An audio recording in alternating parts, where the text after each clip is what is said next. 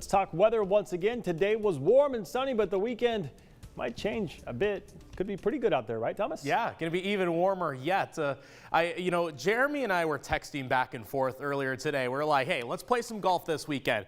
Apparently, we're not the only two that thought that, because I think most of the courses around town are already booked for golfing this weekend. I think that's on us. We've been forecasting, obviously, some incredible weather for this weekend. Hopefully, you are taking advantage of that. Got a drought monitor update for you. We're going to start with that. Before we get to the warmer temperatures, some more fall rain by next week as well. So here is the latest drought monitor. It doesn't look much difference, but it did improve yet again, just easing back some of the exceptional drought in far northeastern Washington. So it's now down to just 29% coverage across the state. That's actually down from 38% from 2 weeks ago. So starting to turn the corner. Looks like the drought has peaked, and more of these fall rain events are certainly going to help. Even if it's just a couple tenths of an inch here or there, the fall rain tends to be a bit more steady, a bit more light, and actually helps that drought situation overall. And the autumn outlook actually favors either near or above average precipitation. That is fantastic news. It's about a 75% chance when we're looking at the favoring versus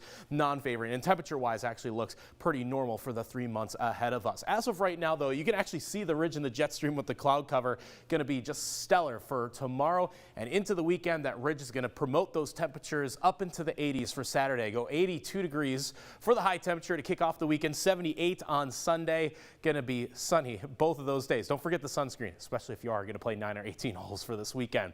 So there's that ridge, warmer by the weekend. That is for sure. I got my eyes tuned just off to the west of that. Next low pressure system, this is going to be something you're going to see a lot on these maps, is that these fall weather systems start to slam into the Pacific Northwest. This time it's going to be less rain for us, more rain for the west coast. The Cascades are pretty much going to soak up any of that moisture before it reaches our neck of the woods. We'll have some shower chances on Tuesday. Looks like our best chance for rain come next week, but it's not as much, and definitely not as much as it was from last Saturday. Only looking at maybe 1 or 2 tenths of an inch. Again, we'll take it, but it's not as much as what we saw from the previous weekend. If you look over to the west, about 1 inch of rain expected for the Seattle area, as they will get several days of rain with that next P&W weather system. So we'll take what we can get. Looks like Tuesday's the wettest of those days, and it's just a chance for showers. But this weekend, as we pointed out, is just going to be mega across the area. Another day of sunny skies. It's almost going to feel like summer's making just a brief return to the region. Man, I cannot wait. Bring it on. Thank you, Thomas.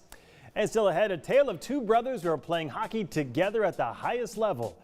More on the siblings who suit up for the Kraken. Coming up next.